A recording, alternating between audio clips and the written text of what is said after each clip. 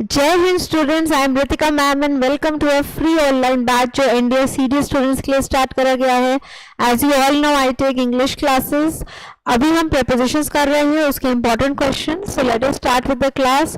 Those who have joined us late, please go through our previous sessions. Alright, okay, let's start with the class as of now. Now see, first we have done filling the blanks and now I am telling you errors कि आपको errors कौन कौन से important है, किस तरीका के in fact किस तरीके के आते हैं और आप उनको कैसे सॉल्व करेंगे। अब देखिए first one, children should always listen the advice of their elders as well as well wishers. Now this is a simple question और आपको इस लेवल के भी आ सकते हैं, जरूरी नहीं है कि हमेशा prepositions means anything important, anything difficult या complicated आए, बहुत ज़्यादा tricky आए। If you see the previous paper तो जो prepositions की fill in the blank series exam में आए थे वो बहुत सिंपल थे, तो आपको सिंपल लेवल के भी आ जाते हैं, या तो उसको बहुत ही थोड़ा टिपिकल और ट्रिकी लेवल कर देते हैं, और the examiner the assessors they come to very very simple level questions. तो हम हर तरीके के क्वेश्चन अभी डिस्कस करेंगे। So now let us solve this one. Children should always listen. जब देखिए लिसन के बाद टू लगता है, so error lies in part B, listen to the advice होगा। Next is he will not listen what you say. Again the same thing. Listen के बाद to लगता है. Now why I have given you the same question again? Because अब ऐसे questions में ऐसे questions में कई बार students मुझसे पूछ लेते हैं कि मैम टू कहाँ आएगा, बी पार्ट में आएगा कि सी पार्ट में आएगा। अब देखिए टू कहाँ लगता है, listen के बाद। what से पहले का रूल नहीं है, तो हमें टू कहाँ आना है, listen के बाद। So error lies here. Listen to. Okay, he will not listen to what you say.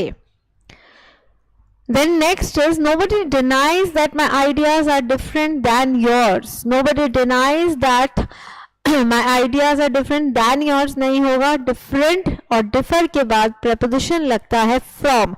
I have discussed some important prepositions with you, उसमें ये सब हमने discuss करा हुआ है।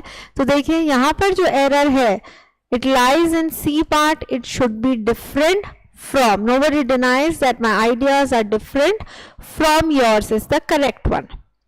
Next question, it was I who was responsible of making all the arrangements for the successful completion of his studies. अब देखिए it was I, check each part of the sentence, A, B, C, तीनों options आपको check करने हैं।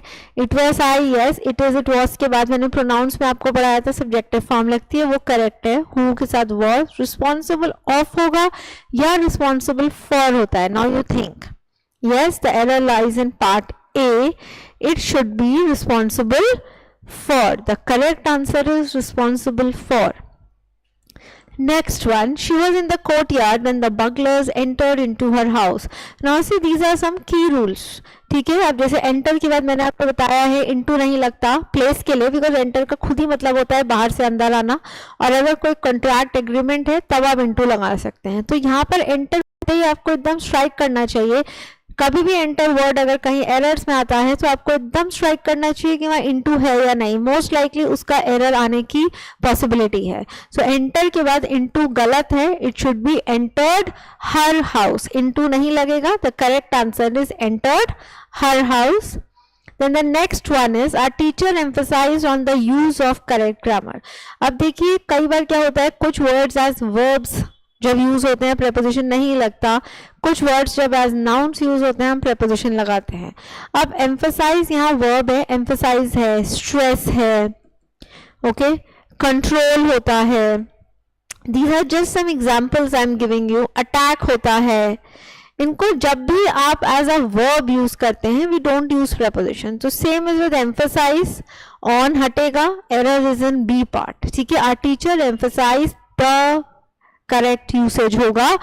ठीक है, emphasise on नहीं होगा क्योंकि ये वर्ब है, और यही वर्ड्स अगर आप इनको एज नाउन्स यूज करो तब आप यूज कर सकते हो प्रेपोजिशन। अगर इसी को मैं एम्फेसाइज को एज अ नाउन यूज करती, टू ले एम्फेसाइज ऑन समथिंग, तब हम ऑन लगा सकते थे। Okay, the next one, on the time of the opening ceremony of the theatre a large crowd had assembled. अब देखिए ऑन द टाइम, टाइम के ऊपर ऑब्वियसली नहीं होगा ना, ऑन द टाइम नहीं होता। अगर एक स्पेसिफिक टाइम की बात हो रही है तो हम टाइम के लिए एट लगाते हैं, ओपनिंग सेरेमनी के टाइम पर, तो एट होना चाहिए। Correct answer is at. at the time of the opening ceremony. Okay, next. While they were returning from school, a stalker attacked on them with a knife. अब देखिए previous question में जो question number I think just 2 questions back, question number 6 था, इसमें मैंने आपको यही point बताया, अटैक अगर एज अ वर्ब है हम प्रेपोजिशन नहीं लगाएंगे, कंट्रोल, स्ट्रेस, एम्फसाइज वर्ब्स है प्रेपोजिशन नहीं लगाएंगे. Same point has been asked here. यहाँ पर भी अटैक वर्ब है, सो नो प्रेपोजिशन. ठीक है, ईडी लगा है ऑब्वियसली, नाउन के बाद है, it's a verb you know, so no preposition required. So error is in C part. The correct sentence should be a stalker attacked them. On is not required. हाँ, अगर attack को आप as a noun use करेंगे sentence में तब आप on लगा सकते हो, like there was an attack on him, तो आर्टिकल के बाद नाउन आ गया अटैक, अब आप ऑन लगा सकते हो. तो ये पॉइंट्स हैं जो बहुत इंपॉर्टेंट है, और ऐसे क्वेश्चंस देखिए ज्यादातर एरर्स में ही आते हैं, फिलअप्स में नहीं आते हैं. Next, decline of his moral values has caused a lot of pain to his parents. The decline of, अब देखिए of preposition कहाँ यूज होता है, किसी चीज का पार्ट होना, but decline is not a part. Decline means decrease. Decrease तो किसी चीज में हुआ है, उसकी क्वांटिटी में, वैल्यू में, किसी चीज में हुआ है, so decrease in होना चाहिए. The correct answer should be decrease in his moral values. The next point, without thinking for a moment, he trusted me in all the responsibilities. Why in would come here? Entrusted me with होगा, मतलब मेरे ऊपर सारी responsibilities डाल दी हैं. तो again a very good and important question. Entrusted me with all the responsibilities. Next, Sudha fell in the well and nobody tried to save him.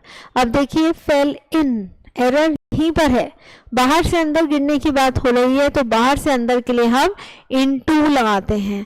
So error is in A part. Again into का बहुत questions आ सकते हैं आपको. Remember jump into होता है, जैसे jump into the river, fall into the well हो गया, तो इनटू होता है बाहर से अंदर. Come into the house, but enter के साथ अगर प्लेस है तो नहीं लगाएंगे. तो ये पॉइंट्स हैं जो आपको याद रखने हैं. Next question, I prefer coffee than T.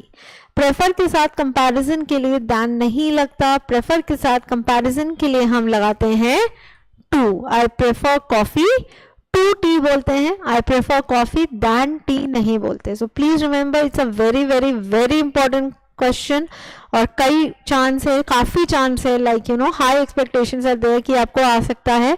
कई बार पहले आया है प्रेफर आए, प्रेफरेबल आए, एडजेक्टिव फॉर्म या प्रेफरेंस पूछा जाए. The preposition used is to. Over या दैन नहीं यूज होते. दैन यूज होता है रादर के साथ. ठीक है, रादर के साथ जब आप चॉइस के लिए यूज कर रहे हैं तो आप दैन को यूज करेंगे. Next question, Suresh is busy in his work for his presentation. In his work गलत है, Suresh is busy with his work होगा. Now this is again a very common error, और ये लोग बहुत, I have seen spoken English में बहुत ऐसी गलती करते हैं. सो बिजी विद वर्क होता है, बिजी इन वर्क नहीं होता.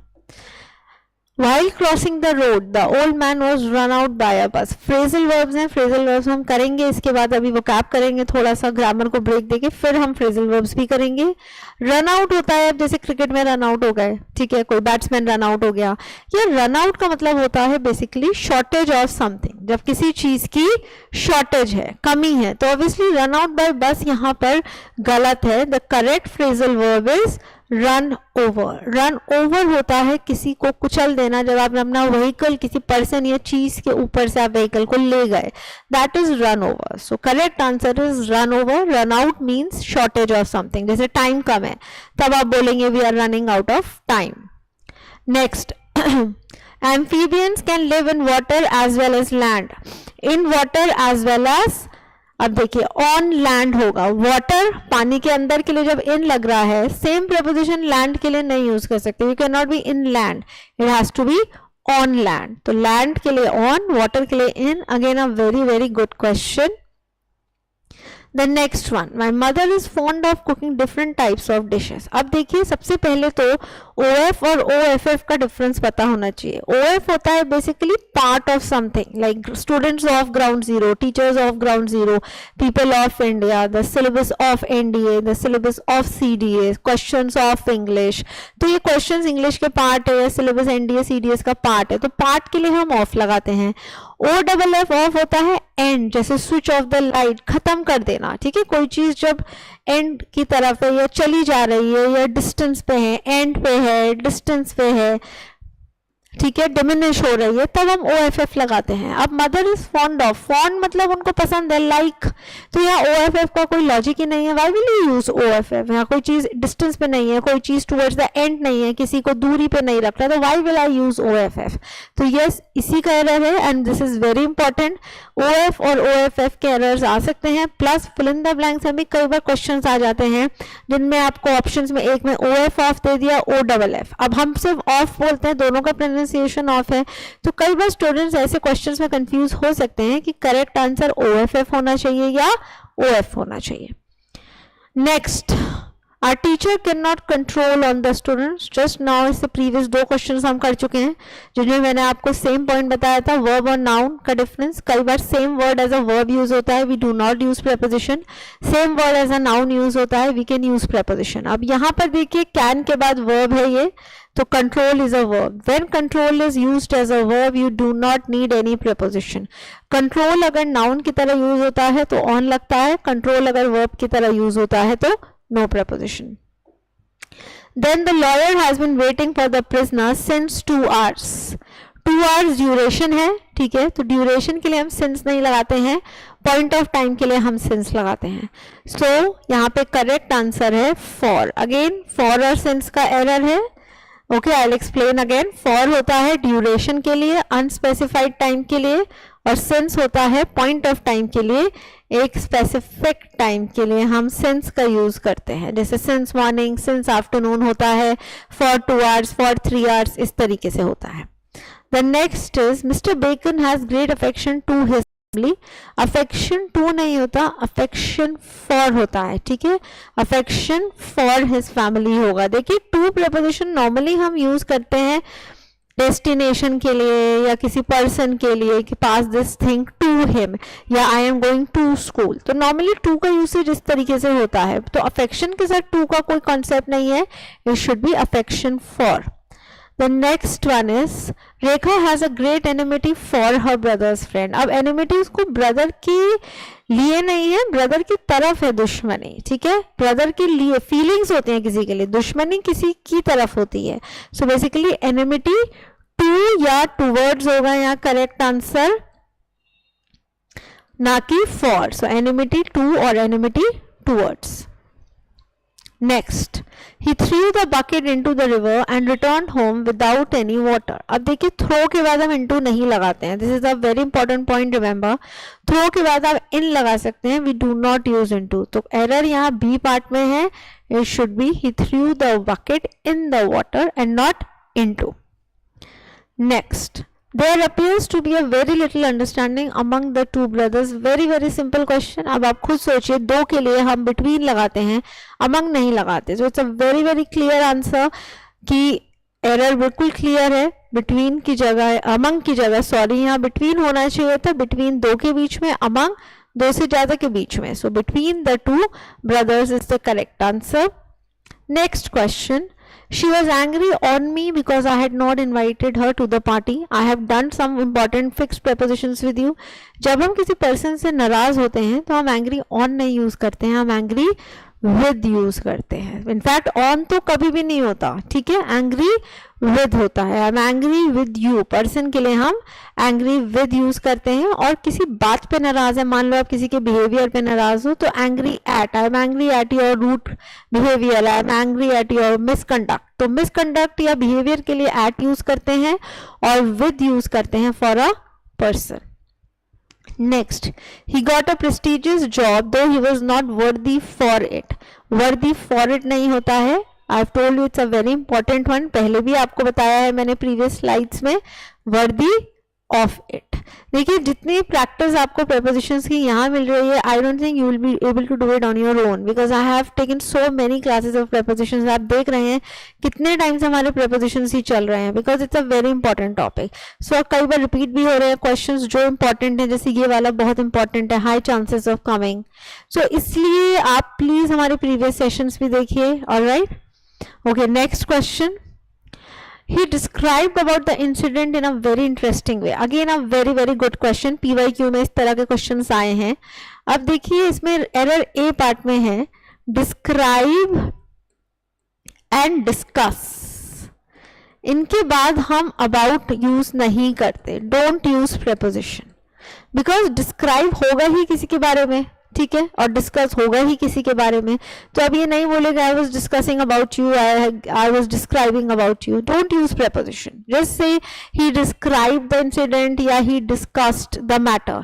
हाँ, अगर आप एज अ नाउन यूज कर रहे हैं सेम थिंग है, क्योंकि ये वर्ब्स है, बट अगर आप इनको एज अ नाउन यूज कर रहे हैं तब आप प्रेपोजिशन यूज कर सकते हैं। Like give a description on, they were having a discussion on, तब आप डिस्क्रिप्शन या डिस्कशन के बाद prepositions यूज कर सकते हो, बट जब ये वर्ब फॉर्म में है don't use preposition। So again a very good question. Okay, next one, my father deals with garments. अब देखिए अर्लियर स्लाइड में मैंने आपको डील इन और डील विथ का डिफरेंस बताया है। डील विथ होता है लोगों के लिए, जब जिस पर्सन के साथ आप ट्रेडिंग कर रहे हैं और हैंडल करना है, और डील इन होता है जैसे गारमेंट्स, जिस प्रोडक्ट में आप डीलिंग कर रहे हैं। तो यहाँ पे एरर है सी पार्ट में, it should be my father deals in garments. The next question, I can not deal from those unruly students. देखिए सेम थिंग, अब स्टूडेंट्स पीपल हैं ऑब्वियसली, तो correct answer is deal with. I can not deal with those unruly students. The next one, despite of working hard he failed. A very very very important question students. देखिए despite और in spite दोनों का हिंदी में मतलब होता है बावजूद, मतलब ये काम करने के बावजूद भी आपको रिजल्ट नहीं मिला, but the only difference is despite के बाद हम ऑफ यूज नहीं करते हैं, डोंट यूज ऑफ, और इंस्पाइट के बाद हम ऑफ यूज करते हैं।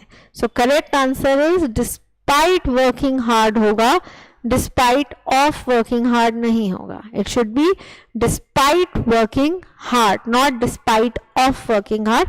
इंस्पाइट ऑफ हो सकता है, जैसे इंस्पाइट ऑफ वर्किंग हार्ड, तो इंस्पाइट के बाद आप ऑफ लगा सकते हैं और डिस्पाइट के बाद नहीं। एंड मेरे हिसाब से ये बहुत इंपॉर्टेंट पॉइंट है, इसका एक क्वेश्चन हाईली एक्सपेक्टेड है, चाहे आपको कंप्लीट द सेंटेंस में आए, एरर में आए, फिलअप्स में आए, कैसे भी आ सकता है, but it's a very very very highly expected question. Okay okay, then next, Ashok married with Rekha last month. Married का कॉन्सेप्ट बहुत स्टूडेंट्स को क्लियर नहीं होता। देखिए मैरिड विद का मतलब होता है जब दो शादियां एक ही मंडप में मान लीजिए साथ साथ हो रहे हैं, तो बेसिकली ये गलत है। जब एक पर्सन दूसरे से शादी कर रहा है सो हम मैरिड विद यूज नहीं करते, या तो मैरिड के बाद टू लगाइए या नो प्रेपोजिशन। यहाँ पे तो बेसिकली हमें कोई भी प्रेपोजिशन की जरूरत नहीं है, तो एरर बी पार्ट में है, अशोक मैरिड रेखा। बट अगर आप इसको पैसिव वॉइस में लिख देते हैं तो हमारा सेंटेंस हो गया अशोक इज मैरिड टू रेखा। तो टू तब आएगा जब एक हेल्पिंग वर्ब होता है, मतलब आप कह सकते हो आपका सेंटेंस पैसिव वॉइस में है। तो अगर मैरिड वर्ब यूज हो रहा है, आपका सेंटेंस एक्टिव वॉइस में है, don't use any preposition. Like I am marrying her, direct sorry active voice है, no preposition required, but I am married to him, I am married to her. तो जहां इसका पैसिव बन गया तो to लगेगा, but with is not required. Please remove with from here. आपका answer है तो नो प्रेपोजिशन होना चाहिए, और अगर प्रेपोजिशन अगर पैसिव वॉइस है तो टू लगेगा। Last question for today, the Earth's atmosphere comprises of 3 layers. Again a very important question. देखिए comprise के बाद हम of use नहीं करते हैं, so error lies in part B. Consist के बाद आप कर सकते हो, ठीक है, कंसिस्ट के बाद आप ऑफ यूज कर सकते हो, कंप्राइज के बाद हम ऑफ यूज नहीं करते। ये बहुत इंपॉर्टेंट क्वेश्चन है, अगेन कई बार पहले भी एग्जाम में आया हुआ है और फिर आ सकता है। तो ये तो कुछ बहुत इंपॉर्टेंट क्वेश्चन है, जैसे डिस्पाइट के बाद ऑफ नहीं, कंप्राइज के बाद ऑफ नहीं, कोप के बाद अप नहीं, कोप विद होता है, डिस्पोज के बाद ओ एफ ऑफ लगता है, ओ डबल एफ नहीं लगता। ये कुछ क्वेश्चन है which you have to learn by heart. Discuss, describe verbs हैं, डू नॉट यूज अबाउट, और भी वर्ब्स हैं जिनके बाद प्रेपोजिशन नहीं लगता, नाउन फॉर्म में लगता है, एंटर के बाद इनटू नहीं लगता। तो ये तो बहुत पुराने क्वेश्चंस हैं एक्चुअली, जो बहुत रिपीट होते रहते हैं, तो ये तो आपको पता ही होने चाहिए। So students, next class I will be coming with some more important questions. Till then please go through these questions, remember them, revise them. अगर आपको कोई भी डाउट है आप कमेंट सेक्शन में पूछ सकते हैं। Thank you so much. जय हिंद, टेक केयर।